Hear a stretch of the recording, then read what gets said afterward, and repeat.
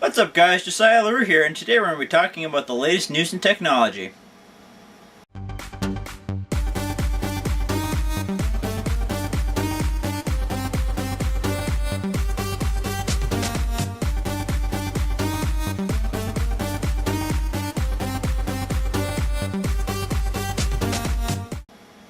So yeah, today we're going to be talking about some Amazon news, some interesting science news, as well as, are your passwords really secure?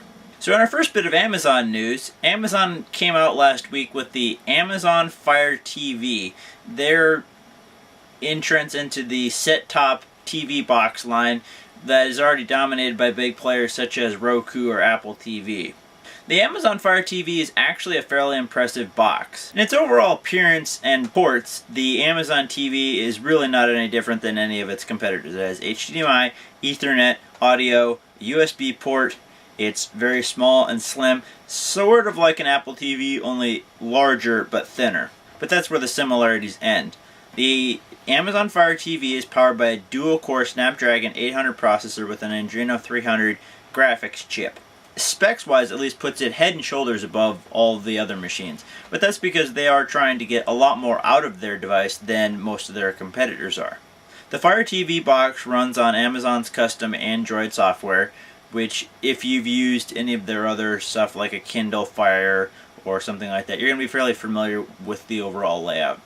They have plenty of services you can choose from, including ESPN, Pandora, Netflix, Hulu Plus, Amazon Instant if you have a Prime account, as well as many, many more. Unfortunately not Spotify yet, but I think that'll be coming in the future as they get the digital rights from everybody. To control this device, you have two options. One is the remote, which is very similar to the ones provided by most of the competitors. You have a simple wheel and up, down, a couple buttons. But the other one is an interesting new feature, is voice search. There's a dedicated button right on the remote that you simply push, talk into it, and it'll do a voice search right to the TV and look up any content that you want.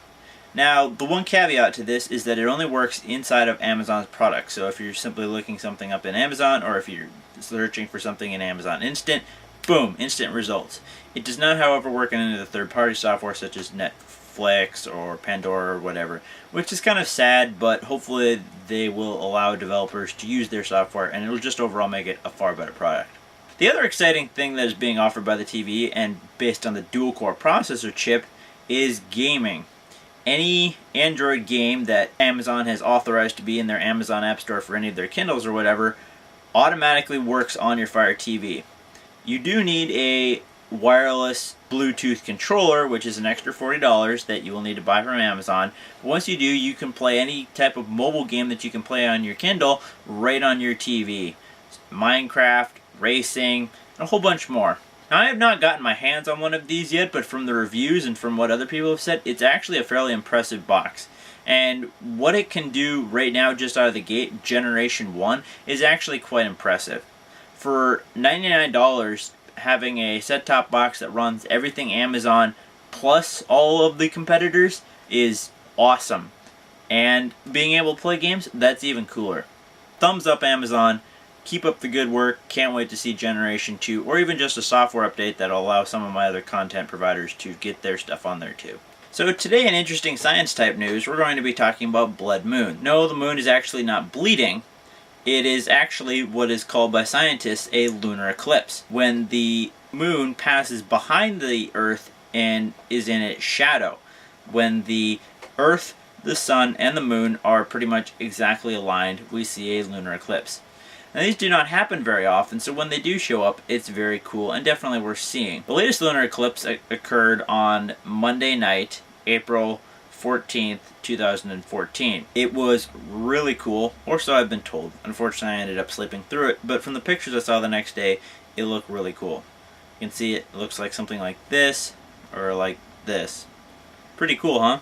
Now, for those of you who missed this really cool event, don't worry, it's actually happening again this year in October. So stay tuned for that, and I'll let you know when that's happening. Interesting fact about the lunar eclipse is that there is actually going to be 4 in the next 2 years.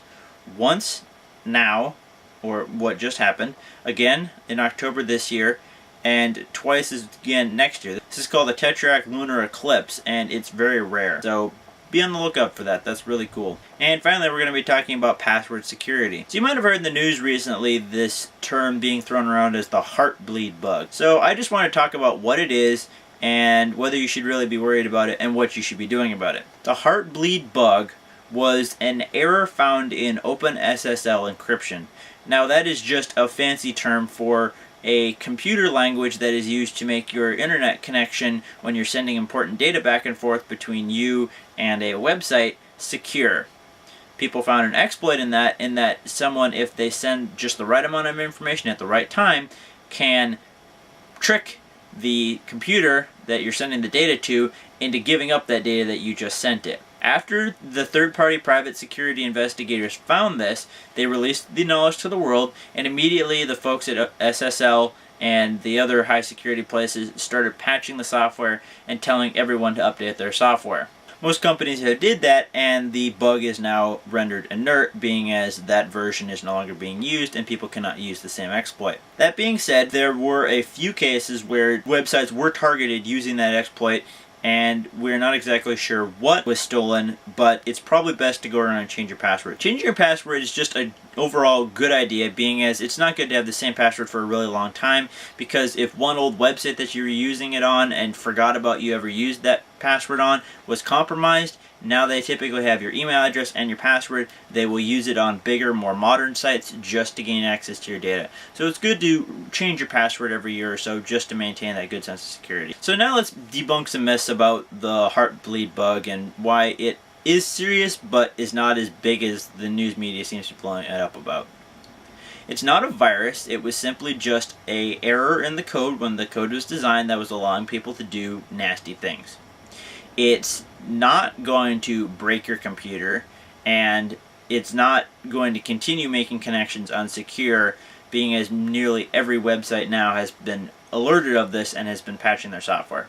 It does not allow hackers to take over any of your electronic devices. Also, for those of you using XP, you are not just screwed and you can't get updates for this. This was not a software update, it was a website problem. So it's only through you actually browsing the internet, and as I said, the websites that were affected by this have already patched their software and you're good. A couple other common things that people complain about is that, oh, now my banking is not secure.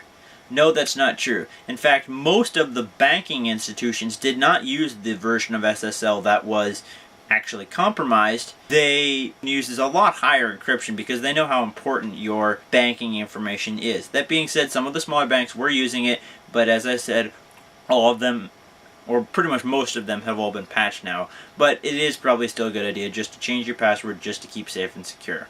So yeah guys, those are some of the top news stories in technology and science right now. I hope you enjoyed the show.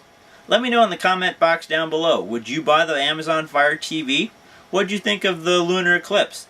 And let me know if any of the sites you regularly visit were... So yeah guys, those are some of the top news stories in science and technology right now. Hope you enjoyed the show. Let me know in the comment box down below. Would you buy the Amazon Fire TV? And what about the lunar eclipse? Did you actually get to see it? And what are your thoughts and opinions about the HeartBleed bug? I'd love to hear everything. Just let me know down below. So yeah, thanks for watching. Remember to hit that like button down below, comment, subscribe, stay tuned for all my new tech videos, and I'll see you in the next one. Peace!